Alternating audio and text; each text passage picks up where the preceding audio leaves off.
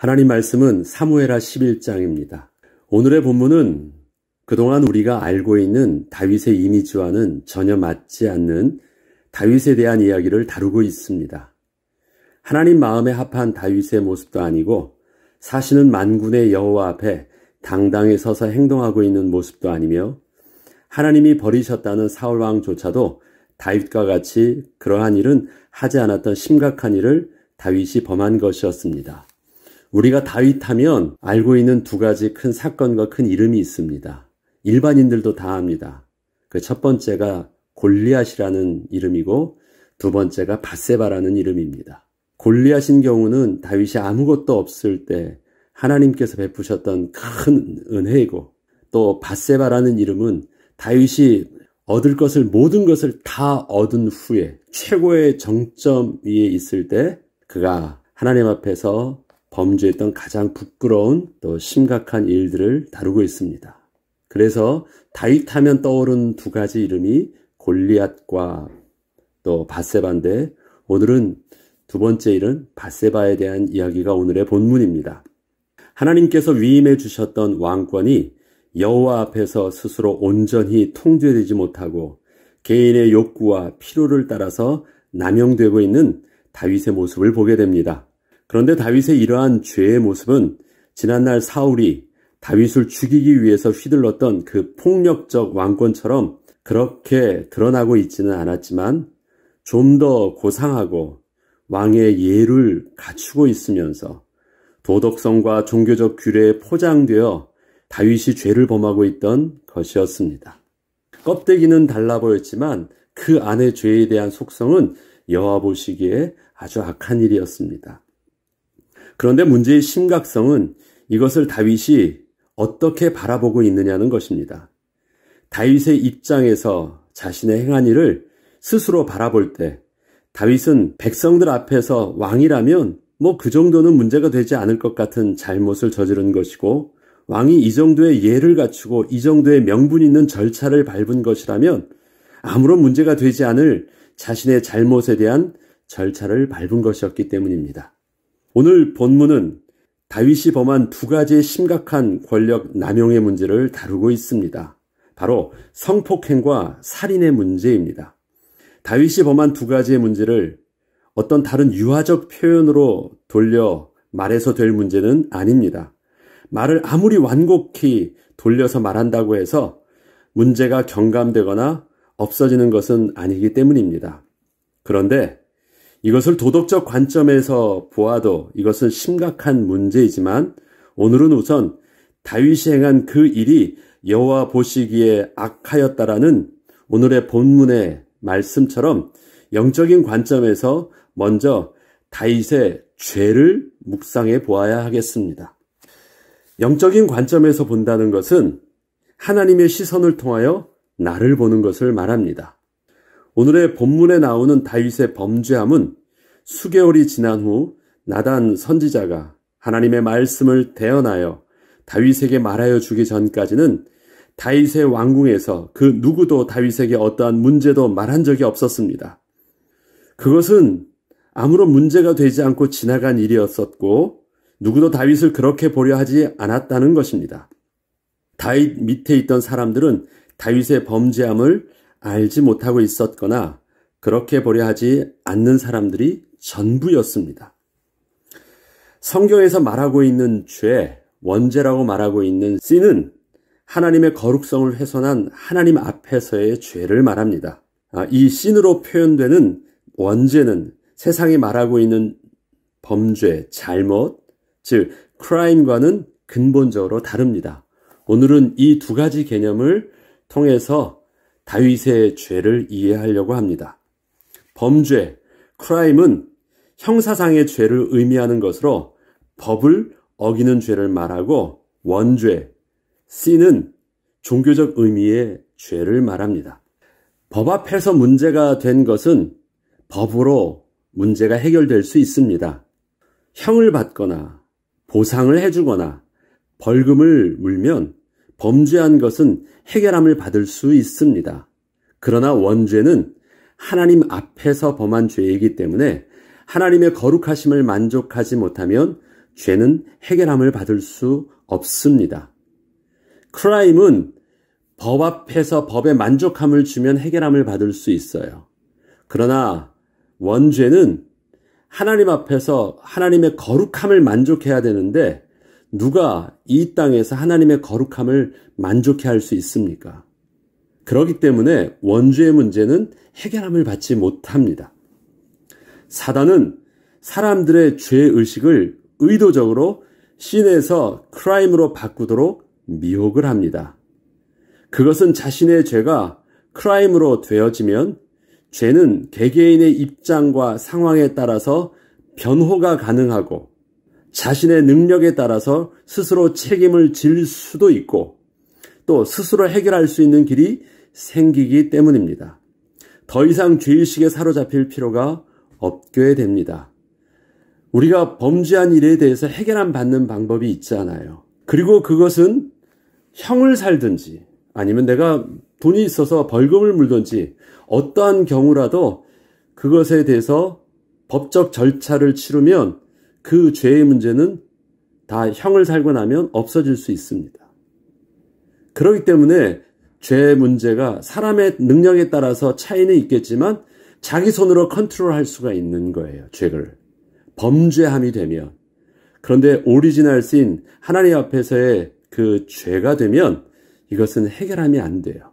그래서 사단은 자꾸 우리에게 죄졌다고 표현하지 않고 범죄함에 대해서 잘못한 것으로 자꾸 표현하면서 그 기준을 하나님의 거룩성의 기준 앞에서 죄를 보게 하지 않고 세상의 도덕적이든 아니면 율법적이든 형법적인 면에서 그 범죄를 자꾸 드러내게 하려고 합니다. 그래서 이 죄라는 것이 범죄함으로 바뀌게 되면 이제 모든 것은 다 끝난 거예요. 더 이상 하나님은 필요치가 않게 되는 것입니다. 더 이상 예수 그리스도는 필요치 않게 되는 것입니다. 다윗은 스스로 자신이 하나님 앞에서의 범죄함을 애써 외면하면서 사람들의 반응만을 살폈습니다. 그리고 자신의 잘못을 원죄가 아니라 범죄로 바꾸어 조용히 세상의 법 앞에 가지고 갔고 그 법에서 요구하는 책임을 다함으로 자신의 잘못을 해결함을 받았습니다. 다윗은 세상의 법 앞에서는 어느 정도 초월적 위치에 있었기 때문에 그 법은 왕이었던 다윗에게는 관대하였으며 또 그 법은 다윗이 어떻게 하든지 법은 다윗 입장에서 침묵해 주었고 다윗은 그저 예를 갖추고 법적 절차를 밟고 지나가기만 하면 되었습니다. 마침내 다윗이 왕궁에서 이러한 절차를 밟고 나자 신하들과 백성들이 더 이상 우리아가 죽은 일과 밧세바가 왕궁으로 들어온 일에 대하여 문제 삼고 있지 않고 있다는 것을 보면서 다윗도 자신의 잘못에 대하여 조용히 넘어갈 수 있게 되었습니다. 이것이 밧세바의 문제가 해결되어지면서 훗날 나단 선지자를 통해서 하나님의 관점, 하나님의 시선으로 다윗에게 말하기 전까지는 이제는 없던 일로 다 해결된 일로 지나가게 됐던 것입니다. 우리는 다윗의 범한 그 어떠한 죄에 대하여 문제를 가지기보다 다시 말해서 다윗이 살인을 했다. 다윗이 성폭력을 했다. 저는 간음이란 표현보다는 일방적인 다윗의 남자의 폭력, 그 권력을 가지고 한 일이기 때문에 폭력이라는 말을 일부러 씁니다. 그러면 그것은 굉장히 심각해 보이는데 그 어떠한 죄의 문제를 통해서 다윗의 문제를 지금 보려고 하는 것보다 더 다른 문제로 우리가 접근이 필요한데 하나님 앞에서 범죄하였다는 것에 먼저 우리의 초점을 맞추어야 합니다. 다윗이 어떠한 죄를 지었느냐를 강조하기 시작하면 사람이 볼 때 죄를 큰 죄와 작은 죄로 심각한 죄와 덜 심각한 죄로 구분하려는 경향이 있습니다.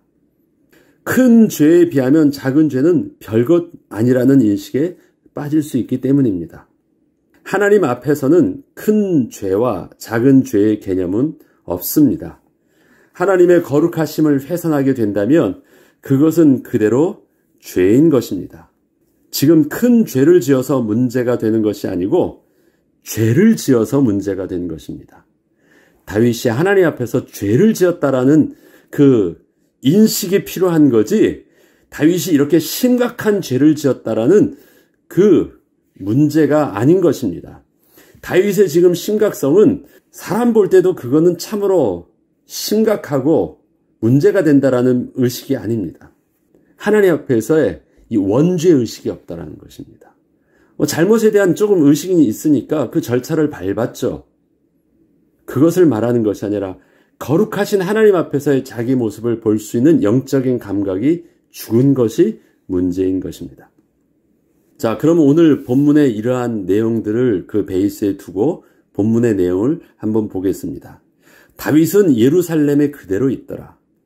1절에 보면 그 해가 돌아와 왕들이 출전할 때가 되매 다윗이 요압과 그에게 있는 부하들과 온 이스라엘 군대를 보내니 그들이 암몬 자손을 멸하고 랍바를 에워쌌고 다윗은 예루살렘에 그대로 있더라. 당시 사람들이 전쟁을 하려면 전쟁을 할 수 있는 시기가 있었습니다. 농사일에 바쁜 시기는 피해야 했고 또 우기도 피해야 했습니다. 이런 시기를 맞추지 않으면 저들은 양식을 얻을 수 없었기 때문에 전쟁도 농사의 여유가 있는 시기에 했던 것입니다. 그래서 영어적 표현은 스프링, 시기해가 오매 전쟁을 했다라는 것입니다.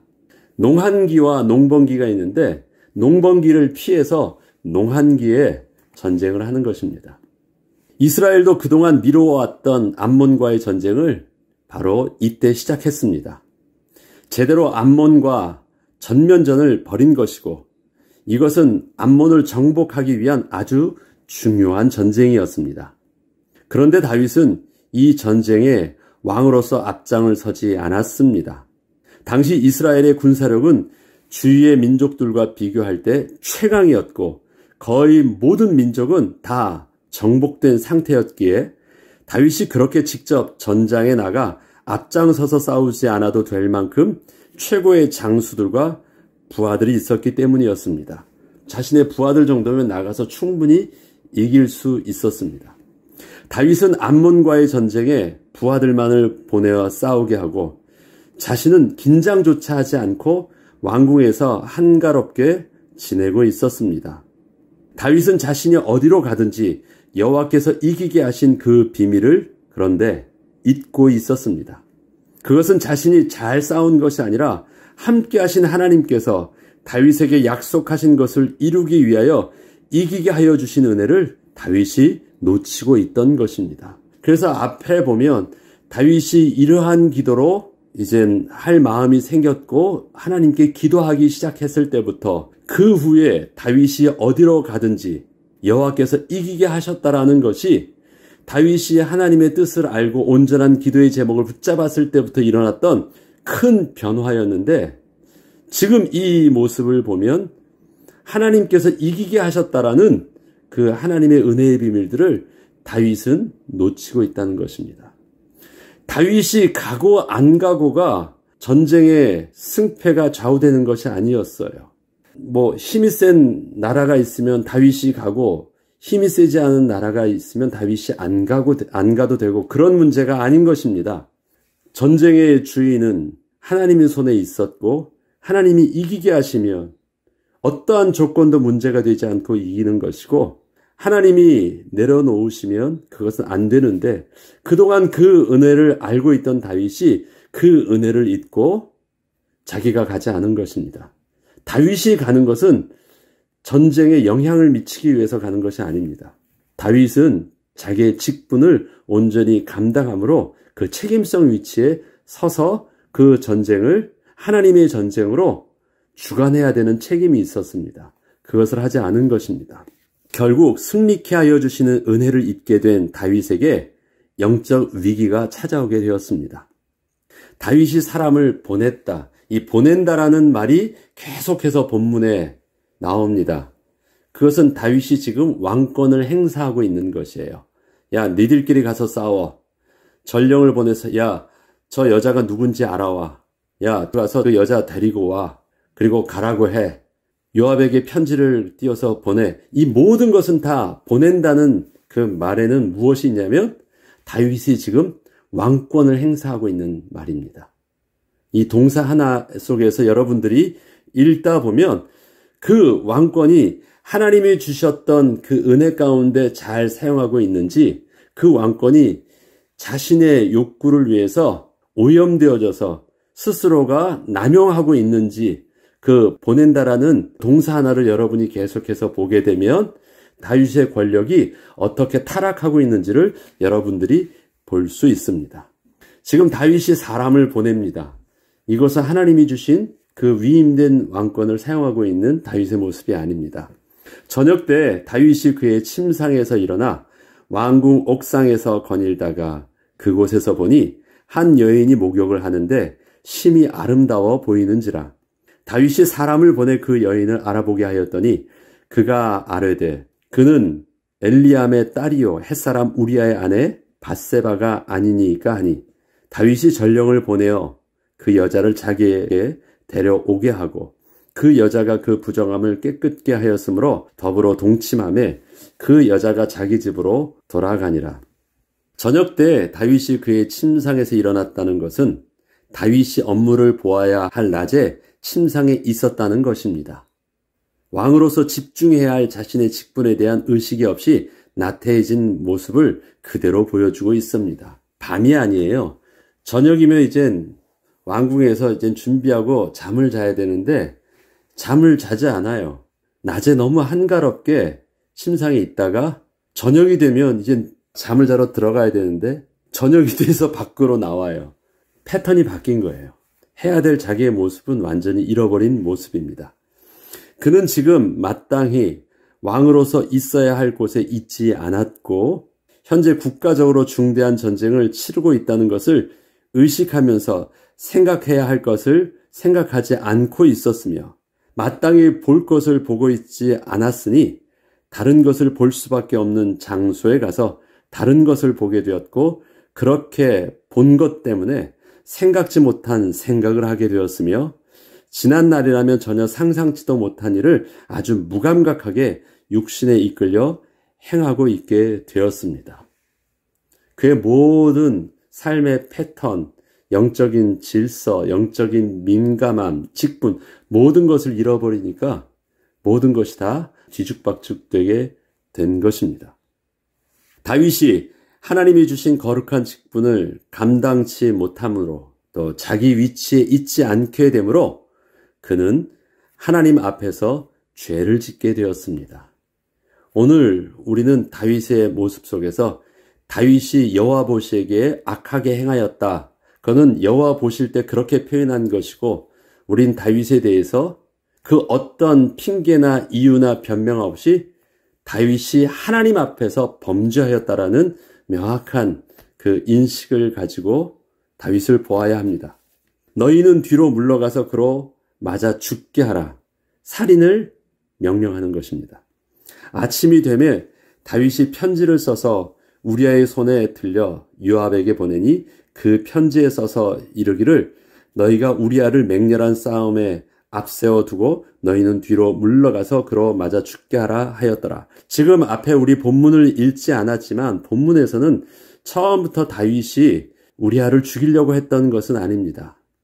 감추려고 했는데 충성스러운 우리아는 다윗의 의대대로 따라주지 않으므로 다윗의 범죄함을 감출 수가 없게 되어서 어쩔 수 없이 다윗이 우리아를 죽이게 되는 그런 상황까지 가게 된 것입니다. 그건 여러분들이 추후에 읽어보시기를 바랍니다. 요압이 그 성을 살펴 용사들이 있는 것을 아는 그곳에 우리아를 두니 그 성 사람들이 나와서 요압과 더불어 싸울 때 다윗의 부하 중 몇 사람이 엎드러지고 햇사람 우리아도 죽으니라. 다윗의 영적 위기는 이미 다윗이 밧세바를 범하기 전에 온 것이었습니다. 우리아를 범하면서 문제가 생긴 것이 아니라 사실 다윗은 있어야 될 자리에 있지 않고 가야 될 그곳에 가지 않았고 해야 될 자기의 직분을 다 감당하지 못했을 때 이미 영적인 위기는 찾아왔고 그것이 우리아의 아내 밧세바를 범하게 되는 일로 열매 맺게 된 것입니다. 그렇기 때문에 이 밧세바를 범한 사건은 실질적으로 범하였을 때 그것이 그렇게 심각하게 느껴지지 못하게 된 것입니다. 다윗이 실수하는 일들은 이전에도 있었어요. 흥분해서 확 흥분했던 일들도 있어요. 그런데 그때마다 다윗은 자기가 실수하였던 것을 즉시 깨달았고 멈출 줄 알았고 돌이킬 줄 알았는데, 다윗은 지금 영적으로 이미 위기에 빠져 있었기 때문에 자기가 범죄한 일에 대해서 더 심각하게 악하게 변하고 있었지, 그것에 대해서 자기의 문제를 잘못됐다는 것을 의식하고 빨리 영적으로 회복하려고 하는 그 어떠한 시도도 감각도 없었던 것입니다.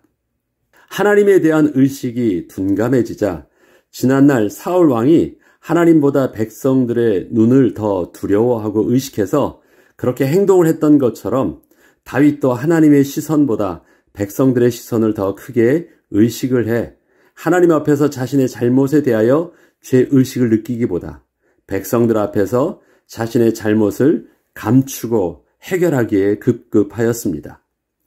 자신의 문제만을 크게 보니 우리아를 살해하는 그 일도 그리 심각하게 느끼지 못할 정도로 도덕적으로나 영적인 모든 면에서 완전히 죽은 자와 같은 모습이 되어버렸습니다. 다윗이 행한 그 일이 여호와 보시기에 악하였더라. 14절부터 27절 중에서 발췌해서 제가 읽어보면, 혹시 왕이 노하여 너희가 어찌하여 성에 그처럼 가까이 가서 싸웠느냐, 그들이 성 위에서 쏠 줄을 알지 못하였느냐. 지금 요압이 왕의 명령대로 우리아를 죽게 한 후에 전령을 보내서 왕에게 우리아의 죽은 소식을 알려줍니다. 그때 지금 충성스러운 신하가, 저 장수 우리아가 죽은 일에 대해서 왕이 어찌하여 그렇게 미련하게, 이것은 지금 요압이 시킨 일이잖아요. 요압이 지금 명령해서 우리아가 죽은 일이잖아요. 그러니까 왜 요압은 그렇게 어리석은 결정을 해서 전쟁에 그렇게 죽게 했느냐라는 요압의 실수를 왕이 책망을 한다면, 너는 전령에게 말합니다. 가만히 가서 왕에게 이 말을 툭 던져주래요.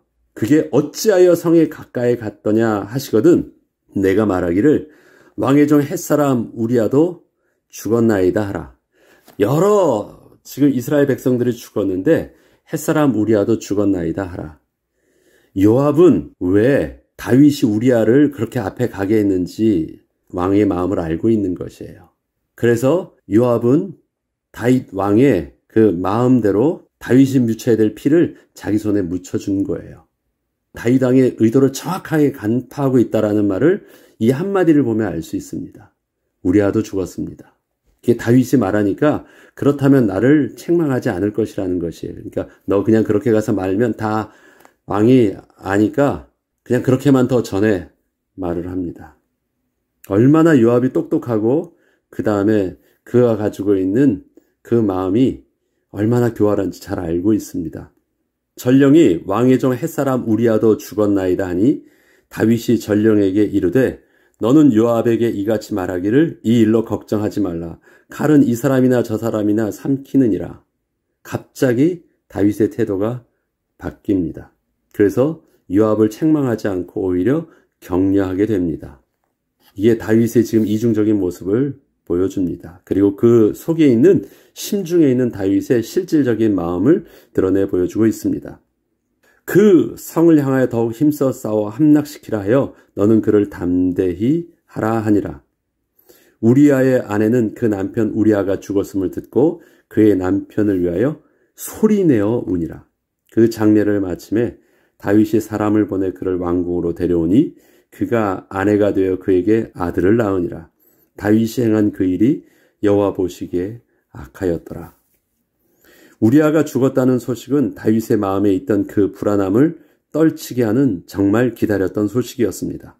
다윗은 겉으로 내색을 하지는 않았지만 속으로는 기뻐했습니다. 그러나 우리아의 아내였던 밧세바는 그의 남편을 위하여 소리내어 울었다는 표현을 통해서 다윗의 악함에 대하여 아무것도 모르고 다윗에게 충성을 다하다가 죽은 우리아와 다윗의 욕정 때문에 잔인한 폭력에 희생되어 행복한 가정을 이룬 한 여인의 고통을 분명하게 고발하고 있습니다. 다윗은 하나님께서 은혜 가운데 위임하여 주신 왕의 권세와 직분을 완전히 다 잊고 오히려 악하게 사용함으로써 하나님의 분명한 진노 아래 놓이게 되었습니다. 이것은 사람들 앞에서 용서를 구하여 해결함을 받아야 할 문제로 끝날 수 있는 문제가 아닙니다. 다윗이 하나님 앞에 분명한 죄를 지은 것이었습니다. 다윗은 먼저 죄를 죄라 인식하고 고백해야 되는 것이 가장 필요했습니다. 세상의 법률적으로 또 사람들이 지키고 있는 그 종교적인 율법과 예를 가지고 절차를 통해서 해결될 수 있는 문제가 아니었습니다.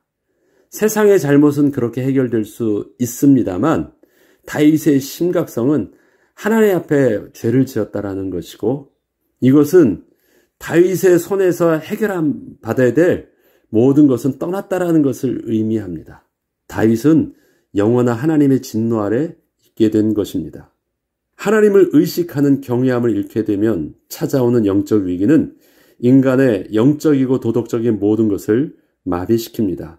죄를 죄로 인식하게 될 때 비로소 하나님의 은혜는 시작되어집니다. 다윗의 왕이 되기까지 인생에 수많은 위기가 있었습니다. 그때마다 하나님께서는 은혜를 주셨고 또 그는 회복될 수 있는 많은 기회가 되기도 했었습니다.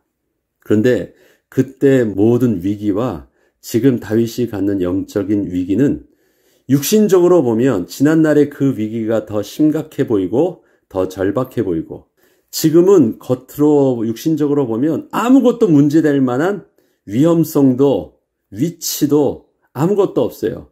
최고의 힘과 아무도 뭐라고 말하는 사람도 없고 또 그렇게 문제가 될 만한 어떤 도덕적인 것들도 법률적인 것들도 이미 절차를 거쳐서 다 아내를 맞이하면서 책임을 다하면서 해결되었습니다. 그러나 다윗에게 있어서는 가장 심각한 죄인데 스스로 그 어떠한 것을 가지고도 해결할 수 없는 심각한 문제가 있는데 그것이 바로 하나님의 은혜가 아니면 해결함 받을 수 없는 하나님 앞에서 영적인 죄를 범한 것입니다. 이거는 범죄함이 아니라 sin, 하나님의 거룩성을 훼손한 죄를 범하였습니다. 특별히 하나님께 주신 위임된 하나님의 권세를 자기가 오염시켰기 때문에 그렇습니다. 이 문제 때문에 다윗이 이제 우리가 알고 있는 시편 53편의 그런 시와 정결한 마음과 정직한 영을 창조해달라는 그런 시와 많은 하나님 앞에서의 회개의 문제와 그 다음에 그가 고통스럽게 말년에 하나님의 은혜 가운데 왕위를 감당하면서도 말년에 그가 고통스럽게 이 죄에 대한 하나님의 그 징계를 받는 과정들을 다 보게 됩니다. 오늘은 다윗에 대해서 도덕적인 관점도 심각하지만 다윗이 하나님 앞에서 분명한 그 죄를 지었다.